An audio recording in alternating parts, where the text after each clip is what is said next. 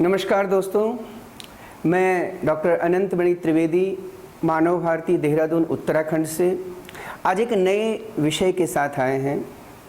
एक सम्मान है समाज के प्रति, और आप सब जानते हैं कि समाज हो, परिवार हो, देश हो या संपूर्ण संसार ही क्यों न हो, इनको चलाने वाली कौन है, इनको स्थापित करने वाली कौन है, इनके बच्चों को संस्कार देने वाली कौन है? वो है हमारी मातृशक्ति। जी हाँ, आपने बिल्कुल सही समझा। और उन्हीं मातृशक्ति के सम्मान में आज हम नारी गौरवम लेकर आए हैं। जी हाँ, भारत ही नहीं, संपूर्ण विश्व में नारियों का सम्मान सदियों से होता आया है और सदियों तक होता रहेगा, और होना भी चाहिए, क्योंकि संपूर्ण वसुंधरा को जीवंत करने वाली वो मातृशक्ति ही है। और हमारे भारतीय शास्त्रों के साथ साथ विश्व के समस्त साहित्यकारों ने नारी गौरव पर बहुत सारी बातें लिखी हैं। आज हम मनुस्मृति, महाभारत और भारतीय शास्त्रों के उन उदाहरणों को आपके समक्ष रखना चाहेंगे जहां पर नारी गौरव की गाथा बहुत ही सुंदर तरीके से बताई गई है। सर्वप्रथम मनुस्मृति में कहा गया, यत्र नार्यस्तु पूज्यन्ते रमन्ते तत्र देवताः, यत्रैतास्तु न पूज्यन्ते सर्वास्तत्रा फलाः क्रियाः। कितनी अच्छी बात है। भारत में तो बच्चे बच्चे जानते हैं, यत्र नार्यस्तु पूज्यन्ते रमन्ते तत्र देवता। हम सबको जानना चाहिए, और आज की जो युवा पीढ़ी है उन्हें यह बात अवश्य समझनी चाहिए कि हमें हर हाल में नारी का सम्मान करना है। मित्रों, यत्र नार्यस्तु पूज्यन्ते रमन्ते तत्र देवता। जहां नारियों का, बालिकाओं का, स्त्रियों का, महिलाओं का, मातृशक्ति का सम्मान होता है, वहां देवता निवास करते हैं। देवता निवास करते हैं का मतलब है खुशहाली आती है, हर प्रकार की खुशियां वहां आती हैं, सकारात्मक ऊर्जा आती है, जिसकी चाहत हमको और आपको सबको होती है। यत्रे तास्तु न पूज्यन्ते सर्वास तत्रा फलाः क्रियाः। जहां पर उन स्त्रियों का सम्मान नहीं होता है, जहां पर मातृशक्ति का सम्मान नहीं होता है, वहां पर सभी क्रियाएं असफल हो जाती हैं। और भारत का इतिहास गवाह है, जब जब हमने स्त्रियों का अपमान किया है, जब जब हमने मातृशक्ति का अपमान किया है, तब तब हम स्वयं अपमानित हुए हैं, हमारा स्वयं का ध्वज गिरा है, हम स्वयं गिरे हैं।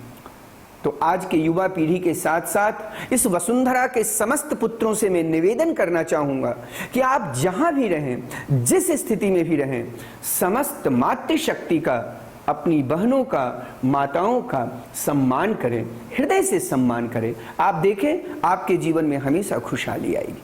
आइए बढ़ते हैं दूसरे श्लोक की ओर। तस्मादेताः सदा पूज्याः भूषणाच्छादनाशनैः भूतिकामैर्नरैर्नित्यं सत्कारेषु उत्सवेषु च। यह भी श्लोक मनुस्मृति का है।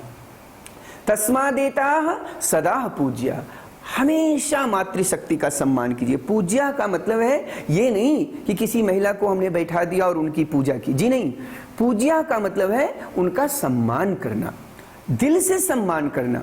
सुबह उठ करके हमारे भारत में यह परंपरा रही है कि हम उठ करके माताओं को प्रणाम करते हैं। मातृदेवो भव हम बचपन से ही बच्चों को सिखाते हैं, और आज भी हमें अपने बच्चों को यह सिखाना चाहिए कि सुबह उठ करके माता का, पिता का, घर में जो भी महिलाएं हैं, दादी हैं, नानी हैं, बुआ हैं, मौसी हैं, सभी का वो सम्मान करें। शुरुआत से अगर बच्चों से ही, बचपन से ही हम उन बच्चों को यह संस्कार डालेंगे तो बच्चे संस्कारित भी होंगे, और बड़े होकर वो जहां भी रहेंगे महिलाओं का सम्मान करेंगे। यन्नवे भाजने लग्नः संस्कारो नान्यथा भवेत्। संस्कार कभी भी बड़े होकर के नहीं डालते, बचपन में ही डालते हैं। और मुझे लगता है कि संस्कार की जो पहली सीढ़ी है वो है नारी का सम्मान, माँ का सम्मान, बहनों का सम्मान। तो ये बचपन से ही बच्चों को बताना चाहिए। तीसरा श्लोक वो भी मनुस्मृति से है। स्त्रियां तु रोचमानायाम सर्वं तद रोचते कुलम तस्याम त्वरोचमानायाम सर्वमेव न रोचते। मित्रों, अगर स्त्री खुश रहती है, घर की नारी शक्ति खुश रहती है, अपने इस देश की नारी शक्ति खुश रहती है, तो हमारे कुल में खुशियाँ आती हैं, हमारे परिवार में खुशियाँ आती हैं, हमारे समाज में खुशियाँ आती हैं। तस्याम त्वरोचमानायाम सर्वमेव न रोचते। और जब वो दुखी होती हैं तो हम भी दुखी होते हैं, हमारा परिवार और जीवन भी दुखी होता है। तो अगर आप यह चाहते हैं कि अपने जीवन में खुशहाली आए, तो इन मातृशक्ति का सम्मान करना हमारा प्रथम सोपान है, हमारी प्रथम प्राथमिकता होनी चाहिए। हम जहाँ भी रहें हमें उनका सम्मान करना चाहिए। इन्हीं उदाहरणों को शांति पर्व महाभारत में वेद व्यास ने लिखा, न गृहम गृहमित्याहुः गृहिणी गृहमुच्यते गृहम तु गृहिणीहीनम अरण्यम सदृशम मतम। कितनी अच्छी बात वेद व्यास जी ने महाभारत के शांति पर्व में लिखी है कि गृहम अरण्यम सदृशम, जो घर है वो जंगल के जैसा होता है। कब? जब घर में गृहिणी न हो, जब घर में नारी न हो, स्त्री न हो। मातृशक्ति का सम्मान होना हर एक पहलू से सभी शास्त्रकारों ने बहुत ही अच्छे तरीके से दर्शाया है। न गृहम गृहमित्याहुः, घर को घर नहीं कहते। आपने बहुत सुंदर घर बना लिया, बहुत अच्छी बिल्डिंग बना ली, लेकिन अगर उस घर में कोई स्त्री नहीं है तो हम उसे घर नहीं कहते। गृहम तु गृहिणीहीनम अरण्यम सदृशम मतम। यह जो घर है वो जंगल के समान होता है। अतः घर उसे ही कहते हैं जहाँ पर स्त्री हो, जहाँ माँ हो, जहाँ बहनें हों, जहाँ दीदी हो, जहाँ बुआ हो, जहाँ मौसी हो। मातृशक्ति का होना बहुत ही आवश्यक है, घर में भी, जीवन में भी, समाज में भी। तभी आपके घर में भी खुशहाली है और आपके जीवन में भी खुशहाली है।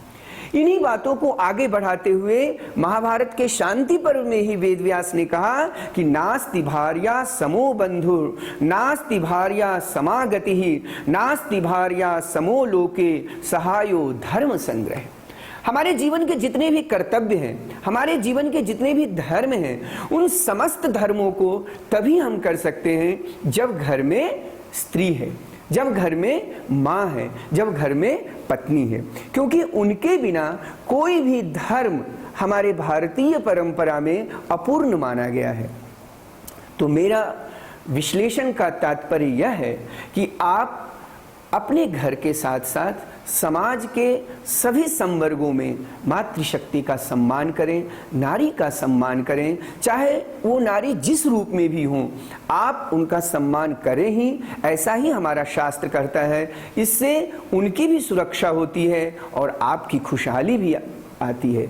हम करते अभिनंदन हे मातृशक्ति नारी। तो इस अभिप्राय के साथ मैं देश की तथा समस्त वसुंधरा की समस्त मातृशक्ति को नमन करता हूँ, उनका अभिनंदन करता हूँ और अपने देश की इस युवा पीढ़ी से आह्वान करता हूँ कि आप इस नारी गौरव को समझें और मातृशक्ति का सम्मान करें। बहुत बहुत प्रणाम, बहुत बहुत धन्यवाद।